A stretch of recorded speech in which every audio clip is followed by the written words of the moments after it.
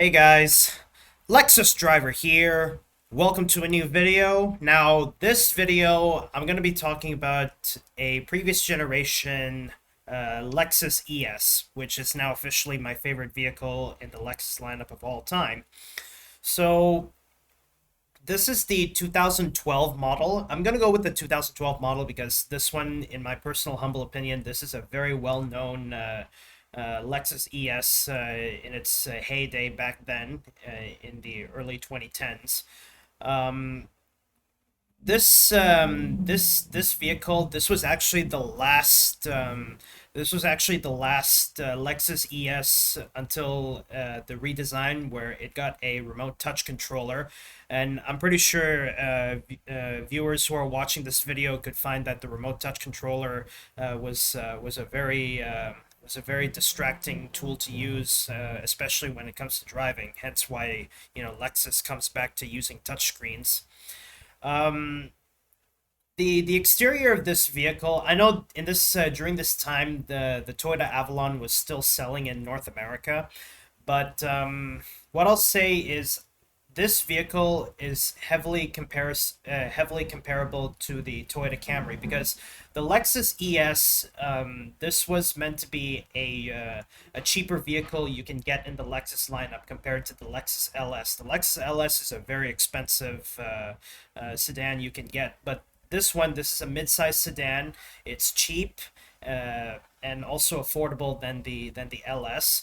And this is really it's really useful if you have a family of four or a family of five or even a family of three, because a car like this only sits up to five people. And the exterior, I'm gonna get some comments here saying that it's also like the Avalon. I would strongly say that this is Lexus's cousin to the Toyota Camry. But overall, the 2012 model of the ES, I'm I'm okay with the exterior. It feels like a Camry, in my personal humble opinion. It feels like a Toyota Camry, only a bit more luxurious. Anyways, that's it for the exterior. I'm gonna show you the interior now. I'm not gonna say much about the interior because I'm pretty sure the interior is pretty much straightforward. But I'm gonna be talking about what you get on the interior of this vehicle. Um, the 2012 Lexus ES, I would say I'd say it comes only standard with a navigation system, along with I'm pretty sure any of my viewers and subscribers who've driven the previous generation ES like this one. Let me know in the comments down below if does it only come standard with a navigation system screen here, or a non-navigation system. I'm talking about the 2012 model. Any of my viewers and subscribers who have driven the 2012 model, let me know in the comments down below. So, anyways, the interior of this vehicle on the 2012 Lexus ES. Um, the steering wheel, it's three spoke. This is what the steering wheel looks like in the Lexus ES. You have your audio controls, you have your voice command, also your telephone, and also controls for your multi-information display. This little thing here, this one here, this is your multi-information display. Um, yeah. This transmission shifter is what I really grew up with as a kid.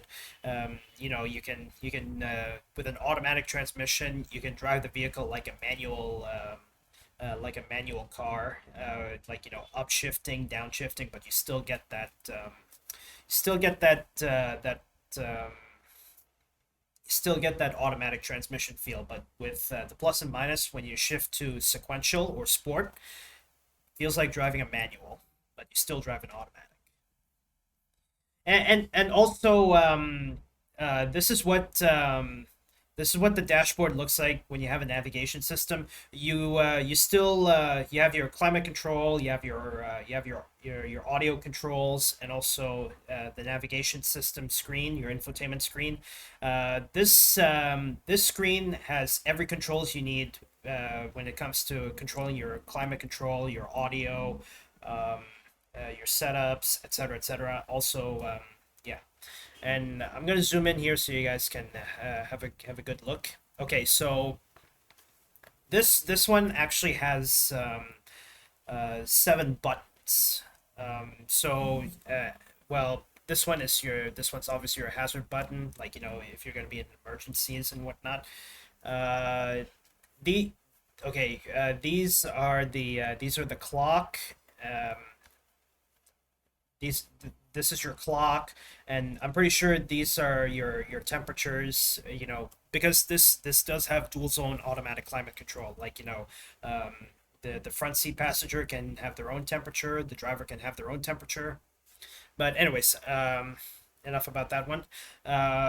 The 7 buttons, like as I said, you can control your climate control, you can control your audio, perform setups, adjust your display, and also access the map screen, set up a destination, and also pairing your phone. Uh, the Lexus ES, the 2012 model, this one does not have a hybrid model yet. 2013 was when the Lexus ES got a hybrid model. Okay, so yeah, your temperature controls, like driver, front seat passenger, um, yeah, as shown here, automatic climate control.